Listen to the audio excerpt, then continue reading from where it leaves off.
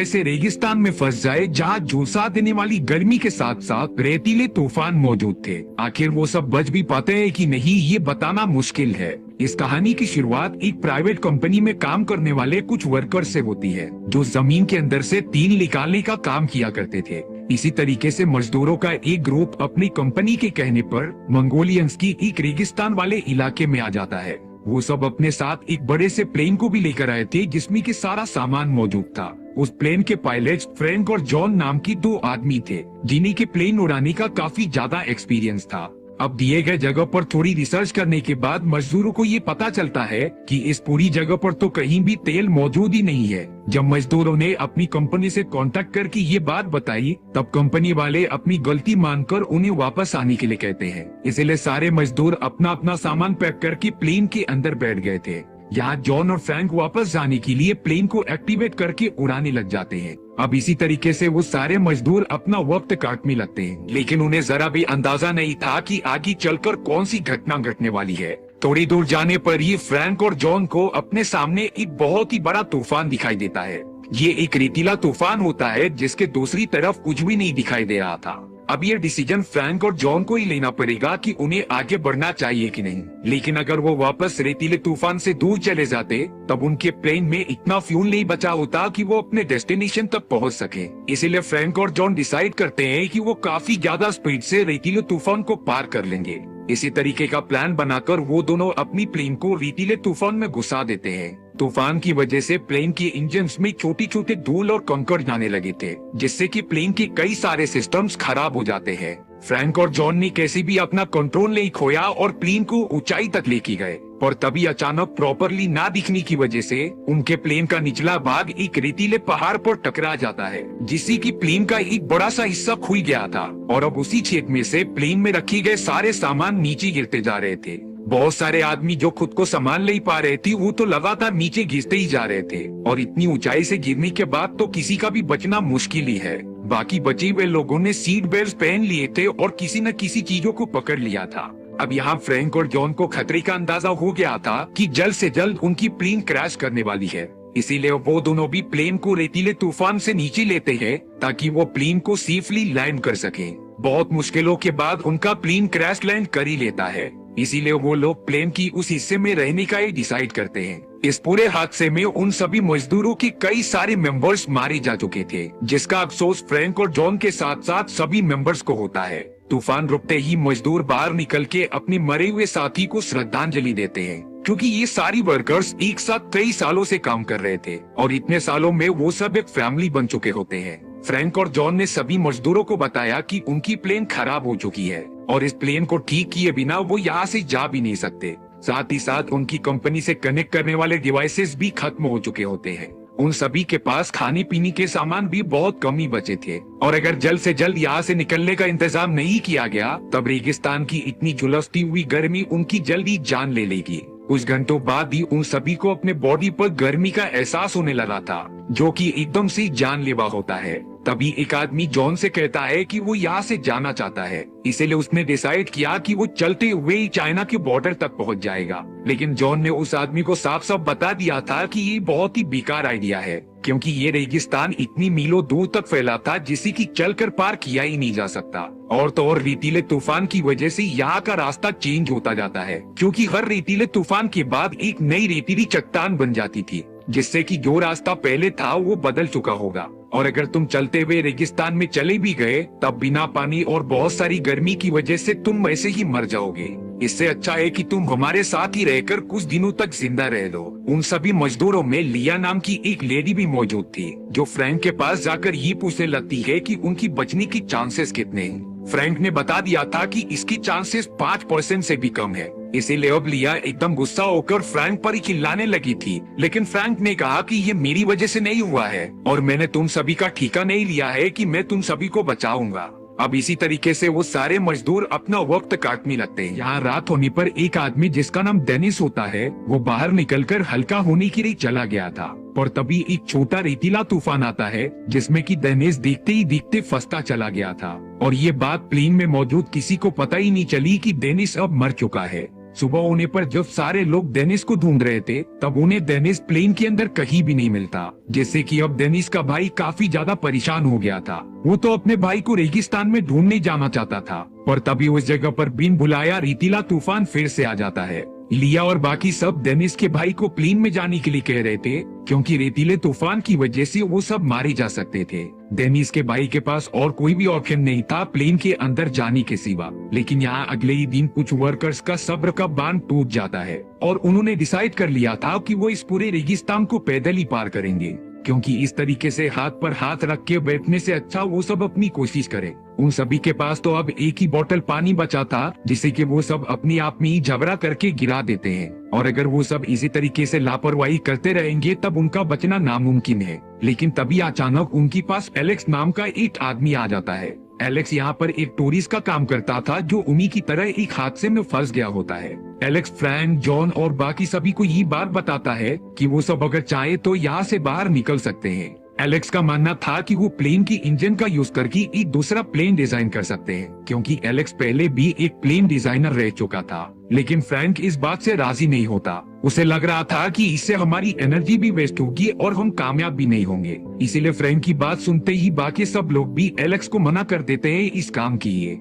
पर यहाँ सुबह होते ही फ्रैंक और बाकी सभी ने देखा कि एलेक्स यहाँ से गायब हो चुका है। फ्रैंक नहीं चाहता था कि उसकी वजह से किसी की जान जाए, इसीलिए वो एलेक्स को ढूंढने के लिए अकेले ही निकल पड़ता है। अब कई घंटों तक अकेले चलने के बाद फ्रैंक की भी हालत खराब हो चुकी थी, पर वो जैसे ही कुछ पथरीले इलाके में पहुंचता है उसे एलेक्स वहाँ पर मिल गया था, जो अपने साथ एक पानी का बोतल चुरा कर लाया था। फ्रैंक उसी जगह पर अपने एक मजदूर दोस्त की लाश देखता है जो क्रैश लैंड होते टाइम यहाँ पर गिर गया था, पर उस मजदूर के पूरे कपड़े गायब थे और वहाँ पर बहुत सारी गोलियां भी मौजूद थी। फ्रैंक समझ नहीं पाता कि आखिर ये सब हुआ कैसे, पर अब एलेक्स फ्रैंक को कहता है कि तुम बहुत ही ज्यादा मतलबी हो, क्योंकि अगर तुमने प्लेन बनाने के लिए हाँ कर दिया होता तब एटलीस्ट बाकी लोगों को जीने की उम्मीद तो मिलती, और अगर उनकी नसीब अच्छी हुई तो वो सब कुछ टाइम में प्लेन बनाने में कामयाब भी हो जाएंगे। फ्रैंक को अपनी गलती का थोड़ा सा एहसास होता है, इसीलिए अब उसने डिसाइड किया कि वो एलेक्स के साथ वापस अपने बाकी दोस्तों के पास लौट जाएगा। वो दोनों साथ में ही निकल पड़ते हैं और कुछ ही घंटों के अंदर ही अंदर पहुंच जाते हैं। और अब एलेक्स भी राजी हो गया था प्लेन को वापस बनाने के लिए, जिस बात से एलेक्स काफी ज्यादा खुश हो जाता है। सभी लोगों के अंदर जिंदा रहने की एक उम्मीद सी जाग चुकी थी। अब वो सारे मजदूर एक साथ मिलकर प्लेन को ठीक करने में लग जाते हैं। वो अपना सारा काम रात के समय में करते थे, क्योंकि दिन में रेतीले तूफान आने के चांसेस काफी ज्यादा होते हैं। देखते ही देखते उन्होंने अपने टूटे हुए प्लेन को बनाना स्टार्ट कर दिया था। लेकिन एक रात जब वो सब ड्रिलिंग कर रहे थे तभी पास ही में रखे पेट्रोल के ऊपर चिंगारी चली जाती है, जिससे कि ना चाहते हुए भी एक बहुत ही बड़ा धमाका हो गया था। थोड़ी देर बाद जब सारे लोग प्लेन के पास जाते हैं तब उन्हें पता चला कि उनके पास अब बहुत ही कम पेट्रोल बचा है। ये पेट्रोल इतना था कि वो सब सिर्फ एक ही बार उड़ सकते थे, लेकिन वो सब इस बात को इग्नोर करते हुए अपनी प्लेन को बनाने में लग जाते हैं। अब बारी थी प्लेन के साइड विंग्स को लगाने की। इस विंग को बनाने के लिए जो मटेरियल्स लगे थे वो अब खत्म हो चुके होते हैं, इसीलिए सारे मजदूर बड़ी बारीकी से उस बड़े से विंग को फिट करने लग जाते हैं। क्रेन की मदद से उस विंग को कैसे भी लगाया जा रहा था अपने पोजीशन पर तभी उस विंग को पकड़ने वाली रस्सी टूट जाती है और वो विंग सीधा प्लेन पर जाकर टकरा गया था।